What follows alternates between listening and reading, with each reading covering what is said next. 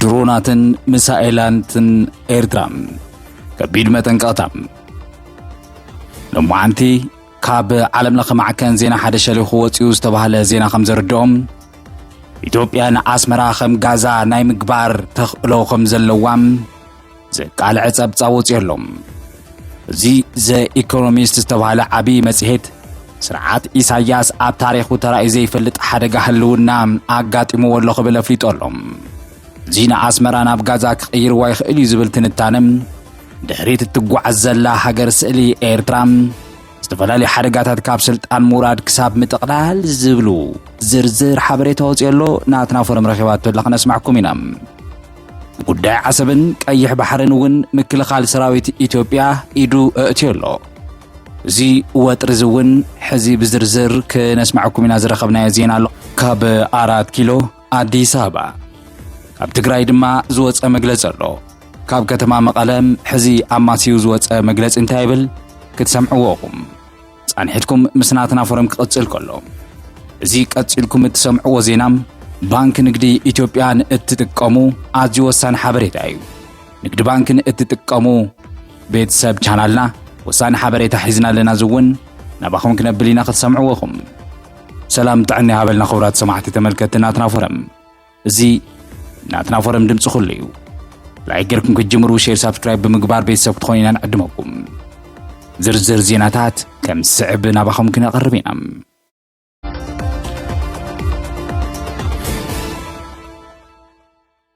ቅድሚ ናብ ዋና ዜናታትና ምሕላፍና ሎማዓንቲ ተሳተፍቲ ብሄራዊ ኮንፈረንስ መቐለ ምእታው ጀሚሮም ኣለው መቐፀልታ በብኸባቢኡ ዝተፈላለዩ ክፋላት ሕብረተሰብን ክሳተፉ ፀንሑ ክካየድ ፀንሐ ሓድሽ ወፍሪ ህዝባዊ ወያነ ሓርነት ትግራይ ሎሚ ኣብ ከተማ መቐለ ክካየድ እዩ ኣብቲ ካብ ጽባሕ ቀዳም ጀሚሩ ንክልተ መዓልታት ዝሳለጥ መድረኽ ህዝባዊ ኮንፈረንስ ንብሄራዊ ሓድነት ትግራይ ብዝብል ጭርሖ እቲ መድረኽ ካብ ኩለን ጠባያታት ትግራይ ዝተወከሉ ተሳተፍቲ እዮም ዝተባሃሉ እውን እዚ ኣኼባ እዚ መዛዘሚ ከም ዝግበር እውን ሰሚዕና ኣለና ናብቲ ዋና ዜናና ክንሓልፍ ከለና ከቢድ መጠንቀቕታ ንኤርትራ ኢትዮጵያ ንኣስመራ ከም ጋዛ ክትገብራ ትኽእል እያ ዝብል ጸብጻብ ዘኢኮኖሚስት እቲ ኣብ ዓለምና ካብ ዘለዉ ዓበይቲ ዝበሃሉ መጽሔታት ስርዓት ኢሳያስ ኣብ ታሪኽ ተራእዩ ብዘይፈልጥ ሓደጋ ህልውና ኣጓኒፉ ይብል ሓደ ካብቶም ኣብ ዓለምና ዝለዓለ ጽዕንቶ ዘለዎ መጽሔት ዝኾነ ዘኢኮኖሚስት ኣብ ልዕሊ ኤርትራ መሪሕነትን ዘንጸላሉ ዘሎ ከቢድ ሓደጋ ብምግላጽ ዝስደምምን ኣዝዩ ኣስጋእን ዝኾነ ጸብጻብ ኣቕሪቡ ኣሎ እቲ መጽሔት ኣብ ትሕቲ እቲ ምስጢራዊ መራሒ ኣፍሪካ ኣብ ሓደጋ ህልውና ኣሎ ዝብል ኣርእስቲ ኣብ ዝውፅኦ ሰፊሕ ትንታነ ኢትዮጵያ ንኣስመራ ናብ ፍርስራስ ክትቕይራ ክትኽእል ወታደራዊ ዓቕሚ ኣለዋ ክብል ብምጥቃስ ንስርዓት ኣስመራ መጠንቀቕታ ኣውፅዩ ኣሎ እቲ ጸብጻብ ሓደ ሰሙን ክግለጽ ዘይደለየ ላዕለዋይ ምዕራባዊ ዲፕሎማት ዝሃቦ ሓሳብ ብምጥቃስ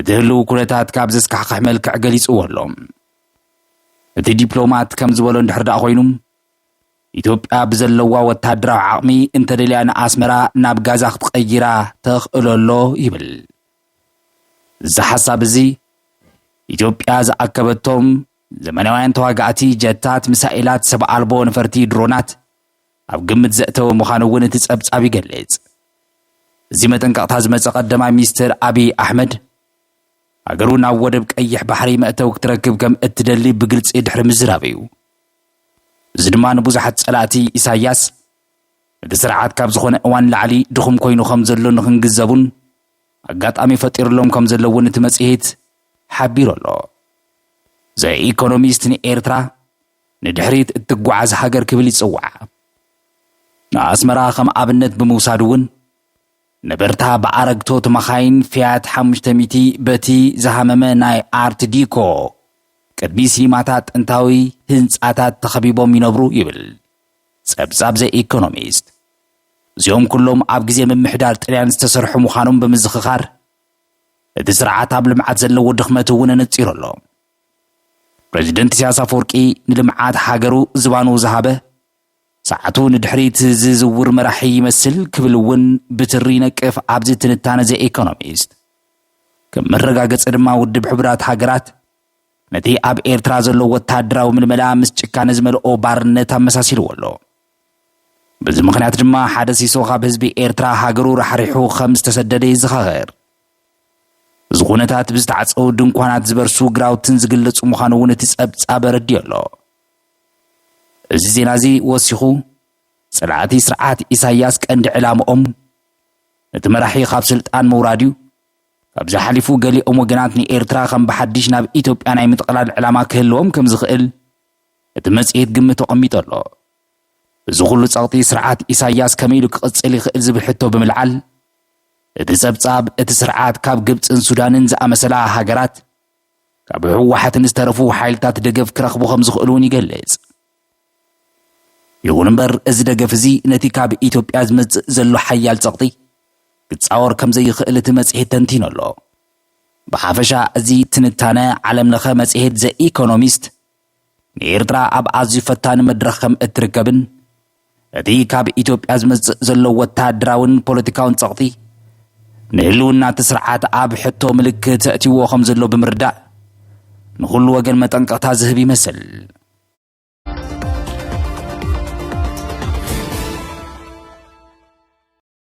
ጉዳይ ዓሰብን ቀይሕ ባሕርን ምክልኻል ሰራዊት ኢትዮጵያ ኢዱ እትዩ ኣሎ። ውጥረት ቀይሕ ባሕሪ ካብ ዲፕሎማስያዊ ቃላት ናብ ነታጉ ኺናት ተቐይሩ ኣሎ። ኣብ መንጎ ኢትዮጵያን ኤርትራን ዝነበረ ዝምድና ካብቲ ናይ ፕሪቶርያ ስምምዕ ጀሚሩ ብዝተፈላለዩ ምዕራፋት ክሓልፍ ጸኒሑ እዩ። ሕጂ እቲ ኩነታት ናብ ሓደገኛ ምዕራፍ ተሰጋጊሩ ኣሎ። እቲ ኣብ ጉዳይ ወደብ ዓሰብን ቀይሕ ባሕርን ዝተፈጠረ ዲፕሎማስያዊ ውጥረት ካብ ናይ ቃላት ውግእ ሓሊፉ ናብ ወታደራዊ ምንቅስቓሳትን ስጋኣትን ኣምሪሑ ኣሎ።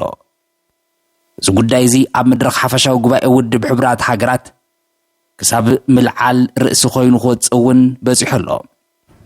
ክልቲኦም ወገናት ኣብቲ መድረኽ ዘርእይዎ ተስፋ ዝህብ ኣካይዳ ዳግም ናብ ንሕንሕ ተቐይሩ ኣሎ። እዚ ዝኸፍአ ድማ ሰራዊት ምክልኻል ኢትዮጵያ ብቐጥታ ኣብዚ ጉዳይ እዚ ብምእታው ነቲ ውጥረት ናብ ዝለዓለ ጠርዞ ሰጋጊርዎ ኣሎ።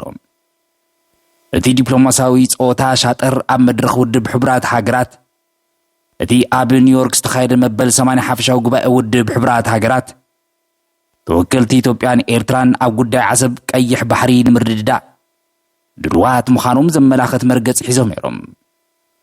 እዚ ድማ ኣብ መሰረት ሕግታት ሕብረት ኣፍሪቃን ኣህጉራዊ ሕግታትን ዝተመስረተ ሂብካ ምቕባል ንምስዓብ ፍቓደኛ ምዃኖም ዘርኢ እዩ። እንተኾነ ግን እዚ ተስፋ ዝህብ ኩነታት ነዊሕ ከይጸንሕም ክልቲኦም ወገናት ካብቲ ዝሓዝዎ መርገጺ ሸታሒሎም ኣለዉ። እዚ ድማ ነቲ ጉዳይ ዳግም ናብ ዝተሓላለኸ ፖለቲካዊ ትንታነ እውን እትይዎ ኣሎ። እዚ ውጥረት ጎኒ ንጎኒ ምንቅስቓስ ክልቲኦም መራሕቲ እውን ፍሉይ ትርጉም ዝወሃቦ ኮይኑ ኣሎ። ቀዳማይ ሚኒስትር ኣብይ ኣሕመድ ምስ ፕሬዚደንት ኢሳያስ ኣፈወርቂ ኣብቲ ዘመነ መርዓ ተባሂሉ ዝጽዋዕ ዝነበረ ግዜ ፍቕሪ ግዚኦም ንዓሰብ ብሓባር በፂሖማ ነይሮም። ድሕሪ ስምምዕ ፕሪቶርያ ምቅሕሓር ዝምድንኦም ግን ቀዳማይ ሚኒስትር ኣብይ ናብ ዓሰብ ኣይከደን። ብኣንጻሩ ፕሬዚደንት ኢሳያስ ኣፈወርቂ ኣብ ውሽጢ ሓደ ዓመት ጥራሕ ልዕሊ 4 ግዜ ናብ ዓሰብ ተመላሊሱ ኣሎ። እዚ ተደጋጋሚ ምብጻሕ እዚ ንስራሕ ንኣኼባታትን ንወታደራዊ ምድልዋት ንምፍታሽ ዝዓለመ ምንባሩ ዝወፁ ሓበሬታ እውን የመላኽት። እዚ ድማ ኤርትራ ነቲ ካብ ኢትዮጵያ ዝስማዕ ዘሎ ድምፂ ብኸመይ ብዓይኒ ስግኣት ትሪኦ ከም ዘላ ዘረጋግጽ እዩ። ተንተንቲ ፖለቲካ ከም ዝብልዎ ዓለም ለኸ ሚድያታት እውን ከይተረፋ ከም ጽብጽብኦ እንድሕር ኮይኑ በቲ ቀንዲ ዘይምርድዳእ ኣብ መንጎ ክልቲኦም መንግስታት ዘሎ መሰረታዊ ፍልሊ ድሌት መርገጺ ኤርትራ ክንምልከት ከለና ኤርትራ ንወደብ ዓሰብ ከምቲ ወደብ ጅቡቲ ብመንገዲ ክፍሊት ንኢትዮጵያ ከተገልግል እዩ ዘለዋ ድሌት። እዚ ማለት ላዕላዊ ዋንነት ናይ ኤርትራ ኮይኑ እንዳሃለዎም ኢትዮጵያ ንኣገልግሎት ትራንዚት እያ ትኸፍል።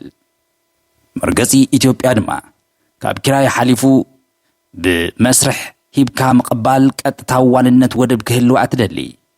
እዚ ማለት ኢትዮጵያ ንኤርትራ ኣብ ካልእ ጉዳይ እትህቦ ነገር ተሓሲቡ ብመንገዲ ድርድር ናይ ባዕላ ወደብ ክትውንን እያ ትደሊ።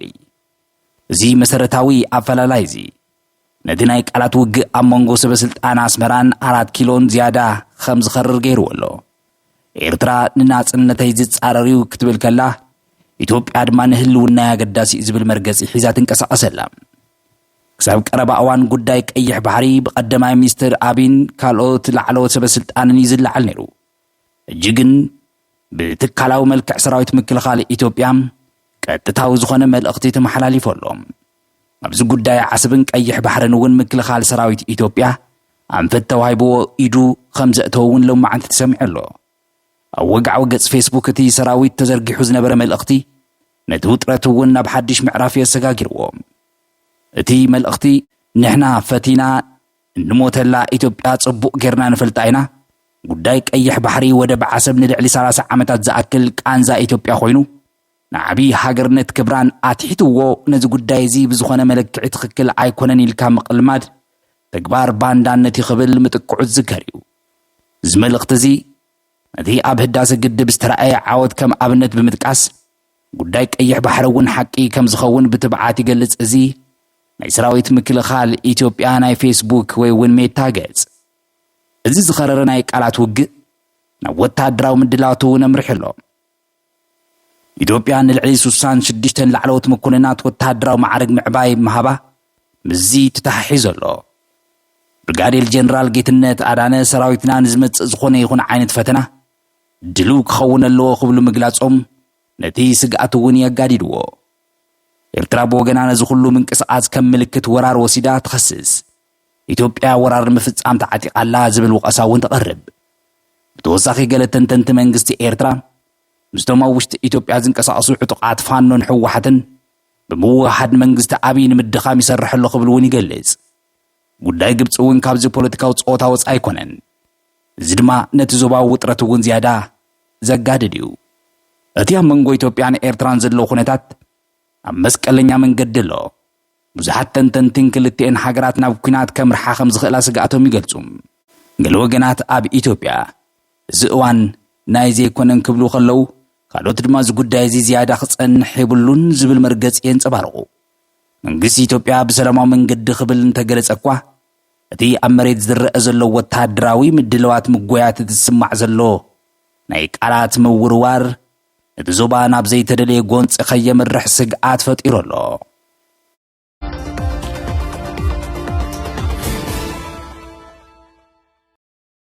ካብ ትግራይ ከተማ መቐለ ዝወፀ መግለፂ ቤት ምኽሪ ከተማ መቐለ ኣብ ጉዳይ ትእምት ዘለዎ መርገፂ ኣፍሊጡ ኣሎ። እዚ በዓል ክልተ ገጽ መግለፂ እንታይ ይብል? እቲ ቤት ምኽሪ ዋንነት ትእምት ናይ ህዝቢ ትግራይ እምበር ናይ ውልቀ ሰባት ኣይኮነን ክብል እዩ ዘጠንቅቕ። ቤት ምኽሪ ከተማ መቐለ ካብ መስከረም 21 ክሳብ 22 2018 ዓ.ም ኣብ ዘካየዶ ስሩዕ ጉባኤኡ ኣብ ልዕሊ እቲ ንዓዲ ህይወት ኢኮኖሚ ትግራይ ዝኾነ ትካል እግሪ ምትካል ትግራይ ትእምት ኣንጸላሊ ዘሎ ቅልውላዊ መሪሕነት ሰፊሕ ምይይጥ ድሕሪ ምክያዱ ዘይሻራዊ መርገፂ ብምግላጽ ነዞም ስዕቡ ውሳነታት እውን ኣመሓላሊፉ ይብል። ኣብዚ ዕላዊ ቤት ምኽሪ ከተማ መቐለ ዝብል ገጽ ዝተጠቅዐ ትእምት ህዝቢ ትግራይ ኣብቲ ናይ 17 ዓመታት ብረታዊ ቃልሲ ዘጥረዮ ሃፍቲ ተጋዳላይን ውድብ ሕወሓትን ዝተመስረተ ምግባረ ሰናይ ትካል ምዃኑ ዝፍለጥ እዩ። ኣብ ነሓሰ 1987 ዓ.ም ብመንግስቲ ትግራይ ብሕጊ ተመዝጊቡ ዝተጣየሸ ኮይኑ ቀንዲ ዕላምኡ ድማ ኣብ ማሕበረ ኢኮኖሚ ህንፀት ትግራይ ወሳኒ ተራ ምፅዋት ነይሩ። መስረቲ ጽሑፍ መተሓዳደሪ ደንቢ ከም ዘነጽሮ ዋልነት ተጠቃምነት ናይዚ ኣካል ናይ መላእ ህዝቢ ትግራይ ጥራይ እዩ ይብል። ኣብዚ መግለፂ ቤት ምኽሪ መቐለ ድሕሪ ስምምዕ ፕሪቶርያ ትእምት ንዝዓነወት ትግራይ ኣብ ምሕዋይ ዳግመ ህንፀት ቀንዲ ተራ ክጻወት ትፅቢት ተነቢሩሉ ነይሩ። እንተኾነ ግን እቲ ቤት ምኽሪ ትእምት ዝለዓለ ኣካል ስልጣን ካብ 2012 ዓ.ም ናብዚ ክእከብ ኣይከኣለን። ቤት ምኽሪ ከተማ መቐለ ድማ መግለፂኡ ከም ዝገለጾ እቲ ብኣይተ ቴዎድሮስ ሓጎስ ዝምራሕ ነበር በዓል ሓደራ ቦርድ ኣፍሻዊ ጉባኤ ንኸየካይድ ብዕላማ ዕንቅፋት እንዳፈጠረ ጸኒሑ ክብል እዩ ኣብዚ መግለፂኡ እዚ ዝኸስስ።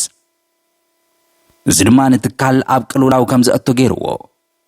እቲ ብመሰረት ሕጊ ዝለዓለ ስልጣን ዘለዎ ቤት ምኽሪ ትእምት ነዚ ጸገም ንምፍታሕ ኣብ ዘካየደ ህፁፅ ጉባኤ ንነበር ቦርድ ኣሰናቢቱ ብዶክተር ኣብርሃም ተኸስተ ዝምራሕ ሓድሽ በዓል ሓደራ ቦርድ እውን መዚዙ እዩ። እዚ ሓድሽ ቦርድ ብቢሮ ፍትሒ ትግራይ ኣፍሉጦ ረኺቡ ናብ ስራሕ ክኣቱ እንከሎም እቲ ነበር ቦርድ ግን ነቲ ውሳነ ብምቋም ጉዳዩ ናብ ቤት ፍርዲ ወሲድዎ ኣሎ ይብል መግለፂ ከተማ መቐለ ቤት ምኽሪ። እቲ ተግባርና ሃፍቲ ህዝቢ ትግራይን ውልቃዊ ረብሓን ምውዓል ዝግበር ዘሎ ፈተነ መቐፀልታ ናይቲ ጄኖሳይዳዊ ተግባር እዩ ክብል ድማ እቲ ቤት ምኽሪ ወሲኹ ኸሲሱ ኣሎ።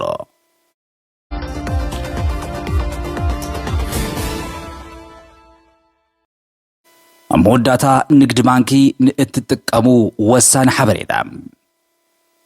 ንግዲ ባንኪ ኢትዮጵያ ኣብ ክፍሊታት ኣገልግሎት መጠን ወለድ ሰፊሕ ምትዕርራይ ከም ዝገበረ ፍሊጡ ኣሎ። እቲ ምትዕርራይ ንገሊኡ መድያት መሳጥ መጠን ወለድ ዘቕርብ ክኸውን ከሎ ኣብ ክፍሊታት ኣገልግሎት ድማ ወሰኽ ተራእዩ ኣሎ።